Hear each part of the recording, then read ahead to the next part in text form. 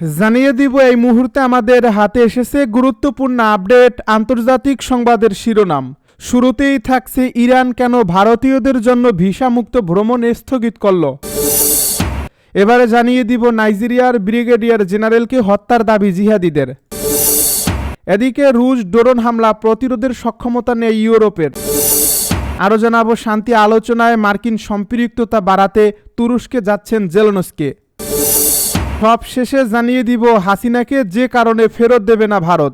এতক্ষণ শুনছিলেন হাতে থাকা আপডেট সংবাদের শিরোনাম, এবারে বিস্তারিত। তবে তার আগে অনুরোধ রইল ভিডিওটিতে একটি লাইক এবং কমেন্ট করে জানিয়ে দিন ভিডিও সম্পর্কে আপনার মূল্যবান মতামত। আরও জানিয়ে দিন ভিডিওটি কোথা থেকে দেখছেন বা কোন জেলা থেকে দেখছেন। ইরান কেন ভারতীয়দের জন্য ভিসামুক্ত ভ্রমণ স্থগিত করল। জালিয়াতি ও মানব পাচারের ঘটনা বেড়ে যাওয়ায় 22 নভেম্বর থেকে ভারতীয় নাগরিকেরা আর ভিসামুক্ত সুবিধায় ইরানে ঢুকতে পারবেন না। পর্যটন বৃদ্ধির লক্ষ্যে ইরান 2024 সালের ফেব্রুয়ারিতে ভারতীয় নাগরিকদের জন্য ভিসামুক্ত সুবিধা চালু করেছিল। ওই সুবিধা চালুর পর থেকে বেশ কয়েকটি ঘটনা সামনে এসেছে। দেখা গেছে চাকরির মিথ্যা প্রতিশ্রুতি দিয়ে বা অন্যান্য দেশের ট্রানজিটের আশ্বাস দিয়ে ভারতীয়দের ইসলামিক প্রজাতন্ত্রে প্রলুব্ধ করা হয়েছিল। এ কারণে তেহরান এই পদক্ষেপ নিয়েছে।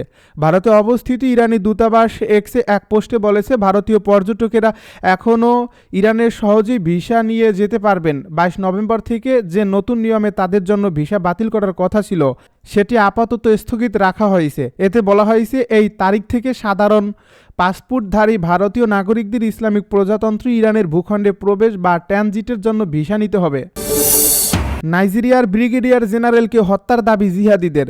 নাইজেরিয়ার চাদ অঞ্চলে জিহাদি গোষ্ঠীগুলোর বিরুদ্ধে লড়াইয়ের নেতৃত্ব দানকারী একজন ব্রিগেডিয়ার জেনারেলকে হত্যা করেছে ইসলামিক স্টেট সমর্থিত একটি জিহাদি গোষ্ঠী। এই ঘটনায় নাইজেরিয়ান সেনাবাহিনীর একজন ঊর্ধ্বতন কর্মকর্তাকে হত্যা করা হয়েছে। পোস্টটির সঙ্গে দুটি ছবি ছিল। একটিতে ব্রিগেডিয়ার জেনারেল এম উবা মাটিতে বসে আছেন এবং অন্যটিতে ধরা পড়ার আগের তার অফিসে বসে আছে। এই ঘটনা সত্য হলে 2011 সালের পর থেকে দেশের দীর্ঘস্থায়ী জিহাদি যুদ্ধে উবা হবেন নিহত সর্বোচ্চ পদমর্যাদার কর্মকর্তা।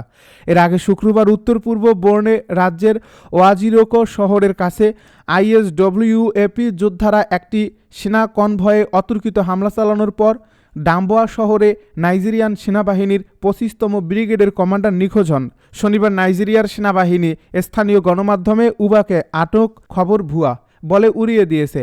তারা জোর দিয়ে বলছে জিহাদিদের বিরুদ্ধে লড়াইয়ে সেনাবাহিনীকে সাহায্যকারী একটি মিলিশিয়ার 2 সেনা এবং 2 যোদ্ধাকে হত্যার পর তিনি ঘাঁটিতে ফিরে এসেছেন।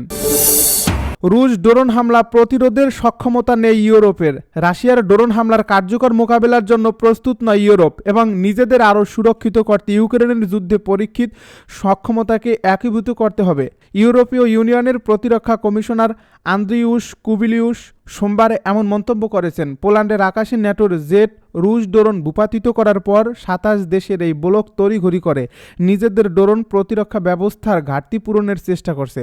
ভিলনিয়াসে দেওয়া বক্তৃতায় কুবিলিউস বলেন, পোল্যান্ড সেই সঙ্গে বাল্টিক রাষ্ট্রগুলো ও রোমানিয়ার বিরুদ্ধে রুশ ড্রোন উস্কানির পর কেন আমাদের 2 বছরেরও বেশি সময় লাগলো এটা বুঝতে যে আমরা রুশ ড্রোন শনাক্ত করার জন্য এবং সাশ্রয়ী উপায়ে সেগুলো ধ্বংস করার জন্য প্রস্তুত নই। রুশরা শিখছে, আমরা কি শিখছি? পোল্যান্ডের ঘটনাকে কেন্দ্র করে ন্যাটো পূর্ব ফ্ল্যাঙ্কে অতিরিক্ত বাহিনী পাঠিয়েছে এবং আরও ড্রোন প্রতিরক্ষা ব্যবস্থা মোতায়েন করছে। শান্তি আলোচনায় মার্কিন সম্পৃক্ততা বাড়াতে তুরস্কে যাচ্ছেন জেলেনস্কি। রুশ আগ্রাসন বন্ধের কূটনৈতিক প্রচেষ্টায় যুক্তরাষ্ট্রের সম্পৃক্ততা পুনরুজ্জীবিত করতে ইউক্রেনের প্রেসিডেন্ট ভলোদিমির জেলেনস্কি বুধবার তুরস্কে যাবেন বলে জানিয়েছেন ইউক্রেনের একজন কর্মকর্তা। জেলেনস্কি বলেছেন তিনি স্থগিত শান্তি আলোচনা পুনরুজ্জীবিত করতে চান, যা এই বছর ইস্তাম্বুলে রাশিয়া ইউক্রেনের মধ্যে বেশ কয়েক দফা আলোচনা ব্যর্থ হওয়ার পর থমকে গেছে। মস্কো যুদ্ধবিরতিতে সম্মত হয়নি, বরং উল্টো ফ্রন্টে অগ্রসর হচ্ছে এবং ইউক্রেনের শহরগুলোতে বোমাবর্ষণ চালিয়ে যাচ্ছে। ইউক্রেনের একজন ঊর্ধ্বতন কর্মকর্তা এএফপিকে জানিয়েছেন জেলেনস্কি বুধবার আঙ্কারায় তার তুর্কি প্রতিপক্ষ রিসেপ তাইপ এরদোয়ানের সঙ্গে সাক্ষাৎ করবেন, যেখানে তার প্রধান লক্ষ্য হলো মার্কিনদের পুনরায় শান্তি প্রচেষ্টার মুক্ত করা। ওই কর্মকর্তা জানায়, কিয়েভ আশা করছে যে ওয়াশিংটন নিষেধাজ্ঞা আরোপসহ অন্যান্য উপায়ে রাশিয়াকে আলোচনা টেবিলে বসতে বাধ্য করতে পারবে। বৈঠকের প্রস্তুতির সঙ্গে জড়িত ইউক্রেনের আরেকজন কর্মকর্তা বলেছেন, মার্কিন দূত স্টিভ উইটকফ তুরস্কে জেলেনস্কির সঙ্গে আলোচনায় যোগ দেবেন বলে আশা করা হচ্ছে।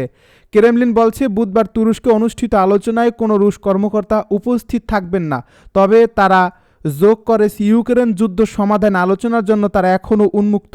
এদিকে মার্কিন আইন প্রণেতারা রাশিয়ার তেল ও গ্যাস ক্রয়কারী সব দেশের উপর শুল্ক আরোপের মাধ্যমে দেশটির বিরুদ্ধে নিষেধাজ্ঞা জোরদার করার জন্য একটি বিল নিয়ে কাজ করছেন। প্রেসিডেন্ট ডোনাল্ড ট্রাম্প মঙ্গলবার বলেছেন, এই আইন প্রণয়নে আমার কোনো আপত্তি নেই।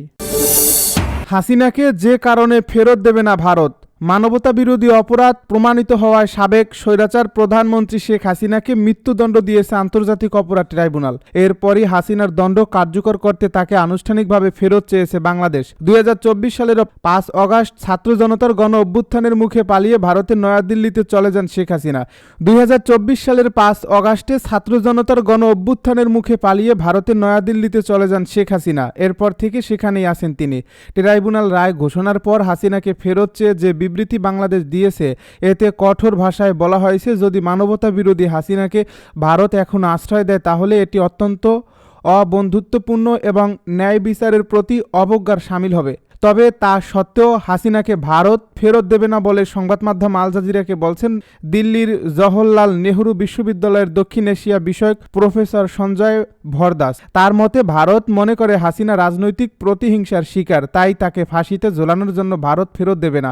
ভারত হাসিনা প্রতিহিংসার শিকার মনে করলেও জাতিসংঘের প্রতিবেদন উঠে এসেছে, হাসিনার সরাসরি নির্দেশে আইনশৃঙ্খলা বাহিনী মাত্র কয়েকদিনের মধ্যে প্রায় 1400 মানুষকে হত্যা করছে। দিল্লি বিশ্ববিদ্যালয়ের এ প্রফেসর আরও বলেছেন, ভারতের দৃষ্টিতে বাংলাদেশ এখন ভারত বিরোধীদের দ্বারা চলছে। প্রফেসর ইউনুস প্রায়শই ভারতের সমালোচনা করেছেন। যারা হাসিনাকে হটিয়ে দিয়েছে সেই বিক্ষোভকারীরা হাসিনাকে সমর্থন দেওয়ার জন্য ভারতকে দোষারোপ করে। এসবের মধ্য দিয়ে যদি হাসিনাকে হস্তান্তর করা হয় তাহলে যারা ভারত বিরোধিতা করছেন তাদের বৈধতা দেওয়া হবে বলেন এ প্রফেসর। হাসিনাকে মৃত্যুদণ্ড ও আনুষ্ঠানিকভাবে ফেরত চাওয়ার ব্যাপারে আনুষ্ঠানিক বিবৃতি দিয়েছে ভারত। দেশটি বলছে তারা হাসিনার দণ্ডের ব্যাপারে অবগত। এছাড়া বাংলাদেশের সঙ্গে ভারত ভালো সম্পর্ক চায় বলেও উল্লেখ করা হয়।